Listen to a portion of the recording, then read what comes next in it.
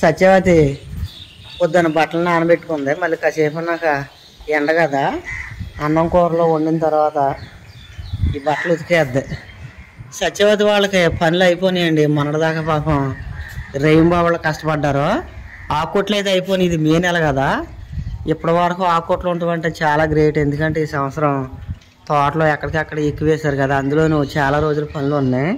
ఒక్కో సంవత్సరం అయితే ఇంతకన్నా ముందే పనులు అయిపోతాయి. కానీ ఈ సంవత్సరం సత్యవతి అదృష్టం ఏంటో కానీ చాలా రోజులు పనులు అయితే ఉన్నాయి.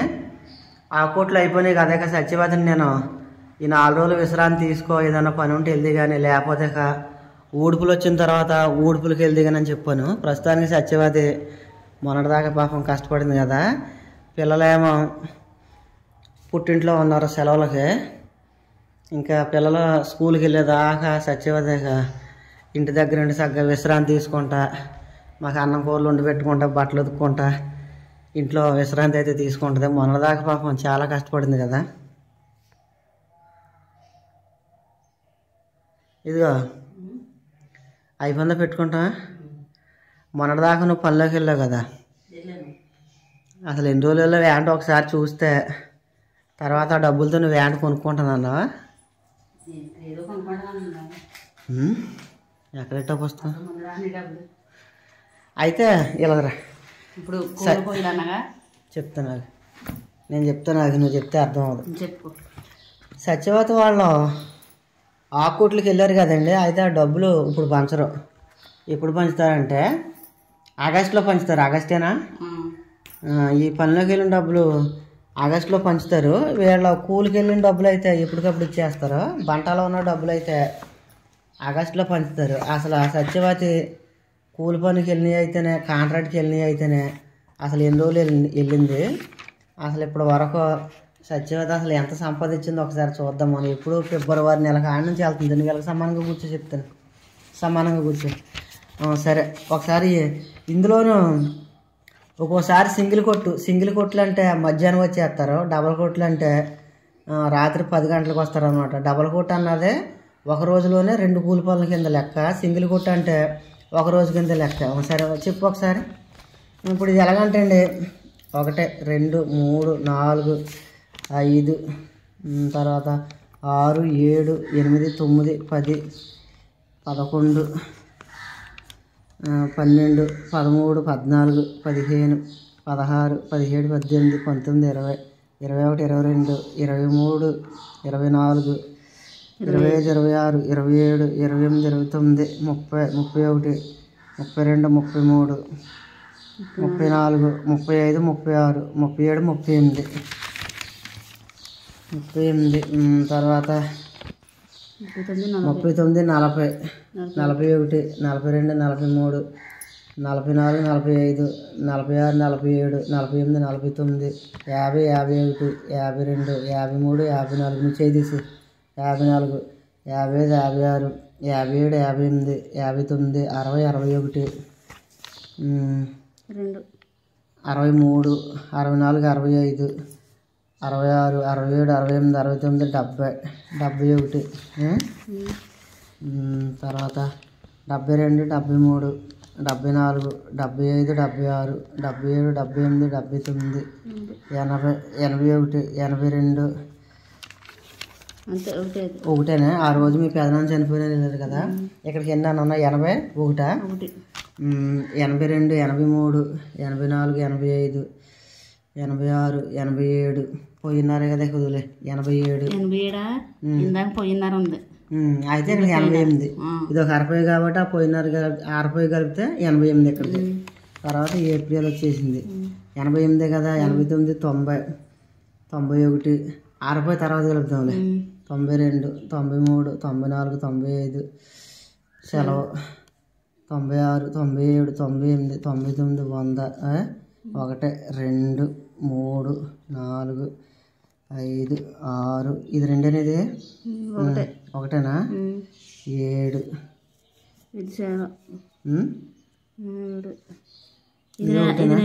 వెళ్ళదా? 8 ఇదే వెళ్ళలేదు. 9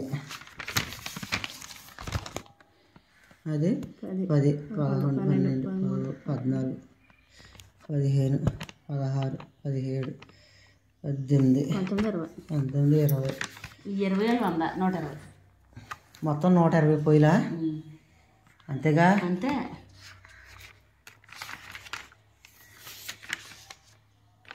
సరే 120 పొయ్యిలండి. మామూలుగా నేను 500 లేకుండా చూడు. 120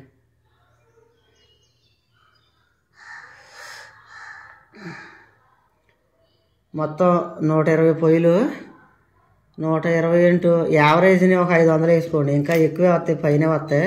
ఒక్కోసారి 600 వస్తాయి, ఒక్కోసారి 550 వస్తాయి, ఒక్కోసారి 650 వస్తాయి, ఒక్కోసారి 700 కూడా వస్తాయి. అయితే మనం యావరేజ్ని రోజుకి 500 వేసుకుందాం. 120 రోజులు ఇంటూ 500 అంటే ఇక్కడికి 60,000 సంపాదించినట్టు సత్యవతి.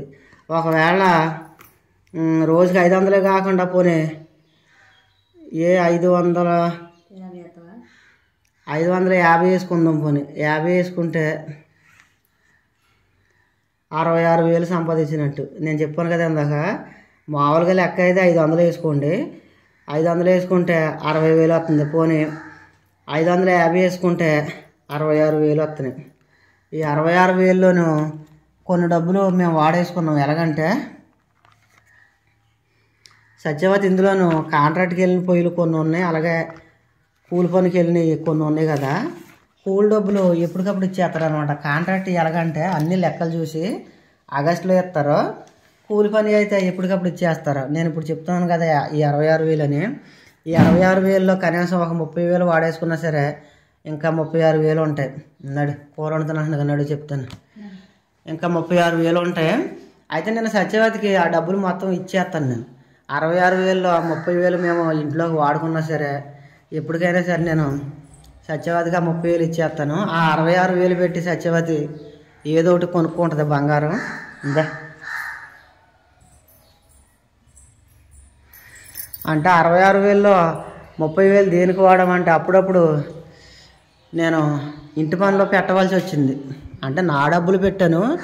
నేను కూడా సరే నీ పన్ను చేసుకొని నేను కూడా పనిలోకి వెళ్ళేవాడు కదా. మీకు ఒకసారి నేను వీడియోలో చెప్పాను, నేను ఆ రైతులకి పనిలోకి వెళ్తాను కదా. ఆ రైతులకి పనిలోకి వెళ్ళి 30,000 రూపాయలు చేసి ఇంటికి రంగులు వేసే వాళ్ళకి కాంట్రాక్టు 30,000 రూపాయలు అయితే నేను పనిలోకి వెళ్ళిన డబ్బులు మొత్తం ఇంటికి రంగులు వేసే వాళ్ళకి సరిపోయాయి అని చెప్పాను కదా. అలాగే నేను పనిలోకి వెళ్ళిన డబ్బులు ఇంటి పనికి పెడతాను. ఒక్కోసారి సత్యవతి పనిలోకి వెళ్ళిన డబ్బులు కూడా నేను ఇంటి పనికి పెడతాను. అలాగే మొన్న అవసరం వచ్చి సత్యవతి డబ్బులు నేను తీసుకున్నాను. ఇక నేను సత్యవతి అని కాదండి, మేము అందరం ఒకటే కాబట్టి నా డబ్బులు సత్యవతి డబ్బులు మొత్తం అందరి డబ్బులు మేము అవసరం వస్తే దేనికైనా వాడుకుంటాం. కాకపోతే ఏంటంటే ఇక్కడ చిన్న తేడా ఏంటంటే నేను మగవాడిని, సత్యవతి ఆడ మనిషి కాబట్టి సత్యవతి పాపం కష్టపడి సంపాదించుకున్న డబ్బులతోటి సత్యవతి ఏదో ఒకటి బంగారం కొనుక్కుంటాను అంటుంది కాబట్టి ఆ ఇంటికి పెట్టిన 30,000 రూపాయలు నేను సత్యవతికి ఇచ్చేస్తాను. ఆ 66,000 రూపాయలు పెట్టి సత్యవతి నేను పల్లెకి వెళ్ళిన డబ్బులతోటి ఇదిగోండి చెవులకి ఇది కొనుక్కున్నాను, లేకపోతే ఇంకోటి కొనుక్కున్నానని మీకు చూపించడం కోసమైనా సత్యవతి మీకు చూపించడం కోసమైనా సరే నేను సత్యవతికి ఆ 30,000 ఇచ్చేస్తాను. మీకు చూపించినా చూపించకపోయినా సరే నేను సత్యవతికి ఎప్పుడో చెప్పాను, నేను నువ్వు పల్లెకి వెళ్ళిన డబ్బులు ఇంటికి పెట్టినా సరే మళ్ళీ నేను ఈ డబ్బులు నీకు ఇచ్చేస్తాము. ఆ డబ్బులతో నువ్వు బంగారం కొనుక్కుంటాను అంటున్నావు కాబట్టి కొనుక్కో అని చెప్పాను. అయితే ఆ డబ్బులు ఇప్పుడు పంచడానికి చెప్తున్నాను కదా. ఎప్పుడంటే ఆగస్టులో పంచుతారు. ఆగస్టులో ఆ డబ్బులు పంచినప్పుడు ఖచ్చితంగా ఆ 66,000 పెట్టి మేము ఏదైతే బంగారం కొంటామో ఆ రోజు నేను మీకు వీడియో రూపంలో మీకు చూపిస్తాను. వేపుడా కూర? వేపుడు చేస్తావా? సరే.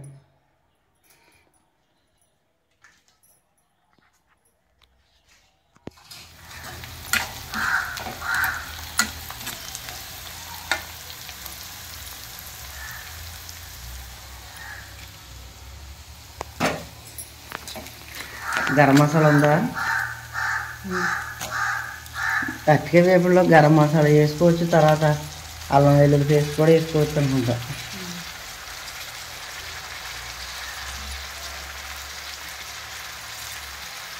పిల్లలు పొద్దున్నే ఫోన్ చేశారు, టిఫిన్ చేస్తున్నారంట. మా అమ్మ మా నాన్న టిఫిన్ తిన్నారు అయితే పెద్దమ్మ ఒకసారి ఫోన్ చేయన్నమాట. యాస్మిన్ మనం తిన్నాక పూరి.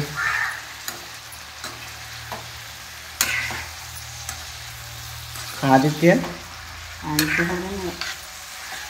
ఆడేం మాట్లాడాడు అంటున్నా. నానేం చేశాడమ్మా, నీళ్ళు పెట్టిందమ్మా. అప్పుడు నేను పాలకి వెళ్ళి ఉంటాను.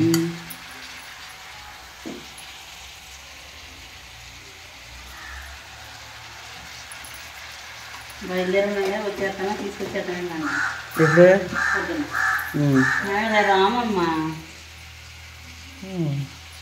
సరేలే కదమ్మా, 2 రోజులు వస్తున్నాను. నువ్వు ఆడుకొని 2 రోజులు ఉంటాను అంటున్నారుగా. మరి పిల్లలకు బట్టలు పెట్టలేదు.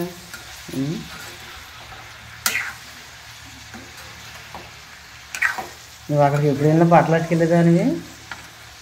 మొన్న నేను పట్టుకెళ్ళానా, నా చేతిలో కవర్ కానీ సర్జరీ తీసావా? అక్కడికి ఎప్పటికి వెళ్తున్నా సరే పిల్లల్నే మంచి తీసుకొచ్చి అన్నావు కదా. వేరే ఫోన్ చేశాక ఉన్నాను అన్నావు బట్టలు. మరి వాళ్ళు ముందే ఏమన్నారా, ఉండమన్నారు. తర్వాత అక్కడికి వెళ్ళాక నువ్వు ఏదో ఏడమలు ఎట్టుంటావు, అది అక్కడ ఉంటుంది అని ఉంటుంది. పెట్టేలా నేను కూడా అక్కడే ఉంటాను.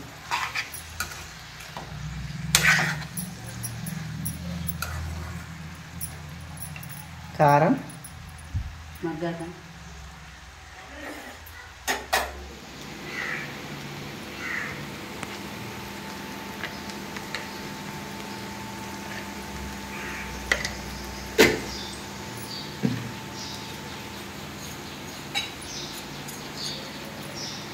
గరం మసాలానా. నిన్న సరే నీ పని నువ్వు చేసుకో.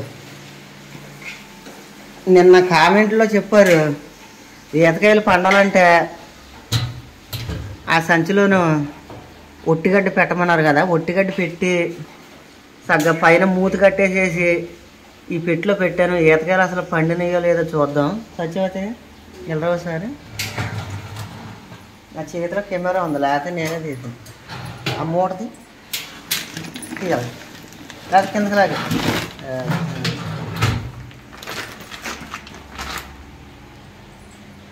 వేసేసావా? నూనె వేయాలంటే కొంచెం తక్కువ పోయాయి. మీరు చెప్పినట్టుగానే ఈతకాయల్లో ఒట్టిగడ్డ పెట్టాను. అసలు కాయలు పండినయో లేదో చూద్దాం.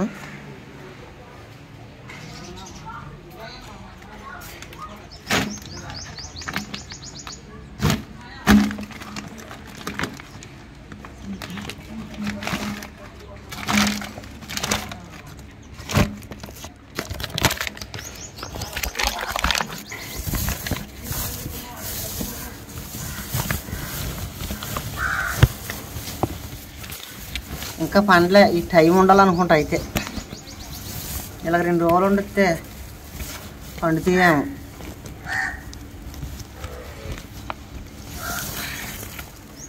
సరే 2 రోజులు ఇలా వండేస్తాను. ఒట్టిగడ్డి పెట్టినా సరే పండలేదంటే ఒకవేళ ఈతకాయల నేను పక్కవానికి రాకుండానే కోసేసాను అంటారా?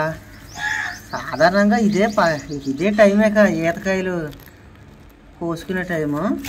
సరే ఒక 2 రోజులు వండేద్దాం. అప్పటికే పండకపోతే ఇంకా అప్పుడు చూడవచ్చు.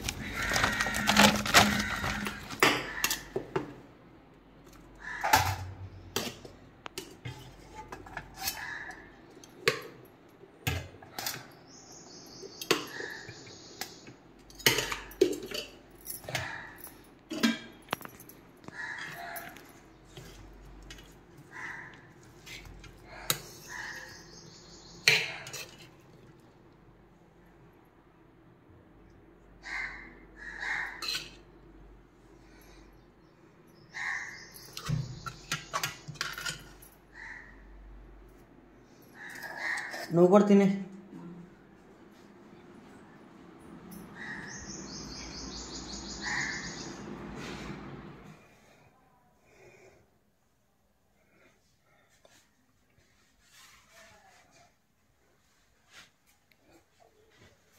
నేను వెళ్తానా?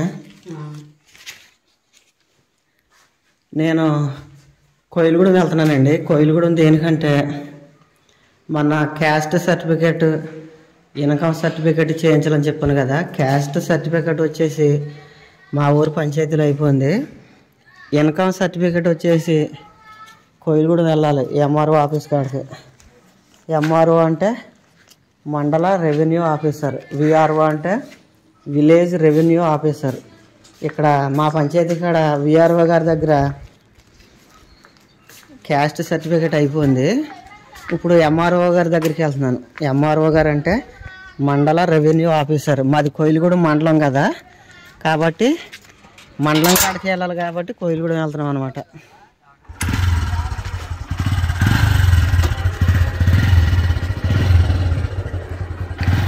వెళ్ళండి.